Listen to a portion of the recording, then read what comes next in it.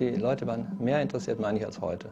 Also an dieser, sagen wir, ernsten elektronischen Musik. Heute sind die Leute schon interessiert an Techno und so weiter. Aber ich hatte schon das Gefühl, dass das Interesse an niemand weiß, dass es die gibt, die sogenannte ernste elektronische Musik, also experimentelle Musik und so weiter.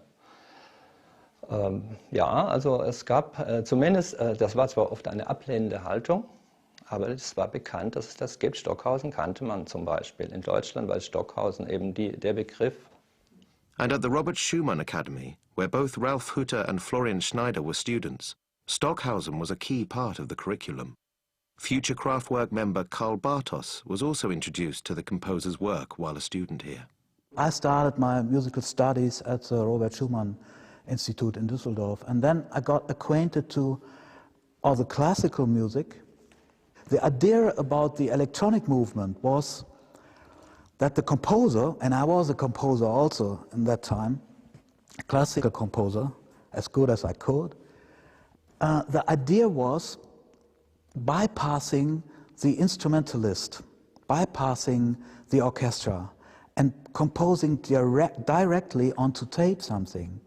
And the other movement at that time was the so-called musique concrète, coming from Pierre Schaeffer in Paris.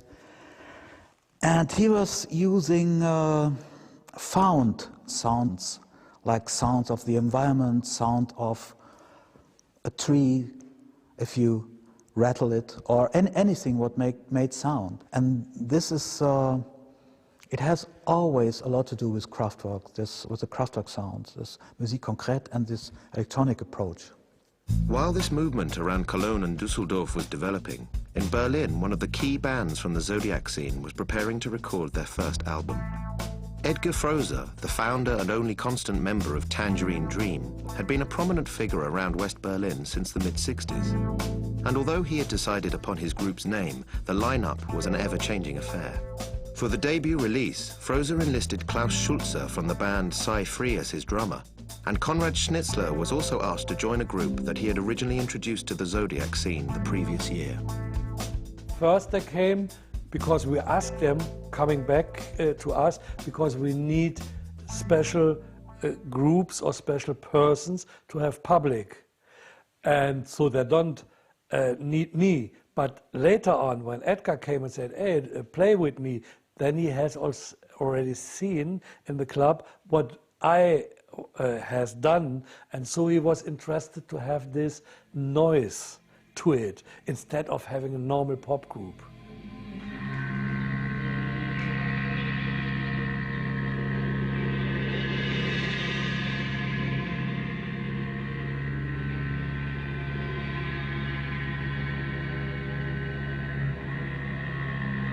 He was not always happy with this, what I did, you know. But on the end, he said, no, it's good, do it. Don't ask me, just do it, you know. And I was same loud like him. And Schulze sometimes had problems because at this time we had no, in Schulze's drum, we had no mics.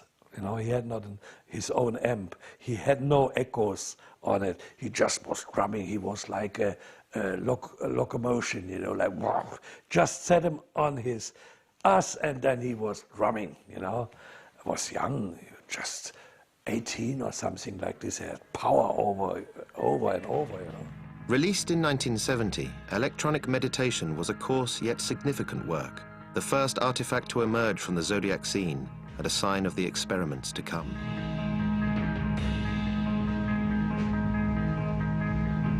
We didn't like the existing music at all, and we didn't want to copy English or American music. We want to do kind of, later on we would call it psychedelic music. It should be not nice, but it should be special. And that was the main thing, you know. Today, when I listen to it, if I dare to listen it, you know, it's rubbish. But it is important because we tried at least, you know, let's say as a takeoff. What comes out later on, nobody knew about this, you know. Tangerine now went this way, I still went this way, But to break through, you know, it was very important, the album, you know, and also very inspiring for other musicians, even if they don't do this, but at least they go another direction. By the time of the album's release, however, the Zodiac Club was a distant memory, and the album's contributors had gone their separate ways. Where Froese continued to develop Tangerine Dream, Konrad Schnitzler had joined his original collaborator, Achim Rodelius, to form the group Cluster. Originally a two-piece, they recruited Zodiac Club regular Dieter Moebius as the third member of their experimental ensemble. Again, Schnitzler's philosophy dominated. Using conventional instruments filtered through various electronic devices, they would strive to create something both unfamiliar and esoteric. I met Achim and Conny in a Kneipe, in a pub, and they were just asking me if I want to drum with them, and I said, okay, I'm the best drummer on earth. And next day I went to their place, and they showed me the stuff. They had everything for me ready to be played. And after 2 days, I think, we had our first show in a gallery. We made a 12 hours non-stop show, and 2 days later we left Berlin forever in a big yellow post truck. And we tried to make our living with the music, which was in the beginning really very hard. We went with a post bus from Berlin in '69 and stayed on the road for about 2 years, wandering from one city to another city, knocking at museum stores and saying, here we are, we want to do something, are you aware of us? No. So you will be aware if you let us play here. And it worked. In these years it worked. We just could survive, that was all. But we had big fun, it was great experience, we met a lot of people, and we made our audience by this way, just traveling from one city to another. From the north, from Oslo down to Ljubljana. Cluster was really lucky to be able to do this way, to work this way, even though we were very marginal life.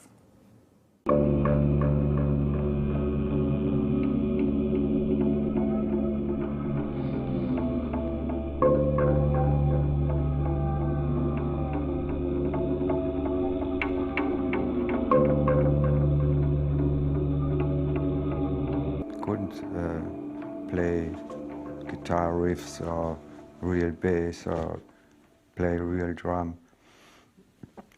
So we had to invent, if we want to realize that kind of music, we had to invent a new kind of music in a way. Or because we were not able to make music, we had to do what we did. Or we couldn't make music. We couldn't stop anymore. We had to go on this way, and we wanted to go on this way. It was not really our philosophy to not make rock. It was our philosophy to work with what we had and what we could do with our hands, and of course to get better in doing what we were doing, and this is working automatically in a way.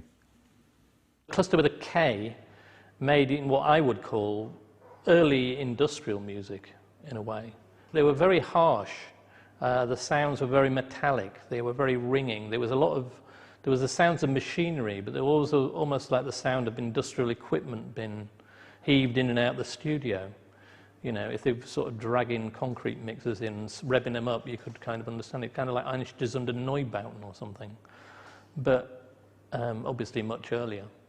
And they were interested in noise, I think, more than anything else, the idea of noise and how to manipulate noise. And noise would, you know, be ignored for quite a long time, and, you know, has just really resurfaced over the past few years with the American noise scene, like Wolf Eyes and people like that, a whole load of bands that are involved in just creating complete noise. And then there's the Japanese noise scene with Merzbow. So they were sort of the precursors of this entire noise scene, in my opinion. When I hear cluster with a K, I hear noise, and beautiful noise, you know, noises that are interesting, that have been, you know, just to say Schaefer would or Stockhausen would have been composed and put together as a piece of music. As the Berlin bands were beginning to branch out and the growth of experimental German music started to appear more like a movement than a set of isolated individuals and collectives, Ralf Hutter and Florian Schneider's The Organization recorded their first and only LP, Tone Float. Behind the desk for the album was Conny Plank, a young producer and engineer who had recently completed work with Cluster on their debut Klopfzeichen, and who had set up his own company, Rainbow Productions, to record new German music. Tone Float was for both the organization and for Plank an experiment, a testing ground for new ideas. Tone Float is an album that is completely different from, say, what happened with Kraftwerk eventually, mainly because it is more percussive based. There's a lot of percussion on it. Percussion, flute, and sort of a lot of warbling in a way. If it could be seen as a success, I don't know if it can be seen as a success. I think it's more of an experimentation, really. It's a way of them sort of like finding their own feet, really, in a way, you know, finding what they could do as this band, and trying to see where they could take it. At that point, electronics played very little part in their sound. It was mostly acoustical instruments, you know what I mean? So it sounds a bit like a sort of ethnic recording in a way, believe it or not, like a German ethnic recording. But you hear it today, and it is an extraordinary sort of example of early Krautrock.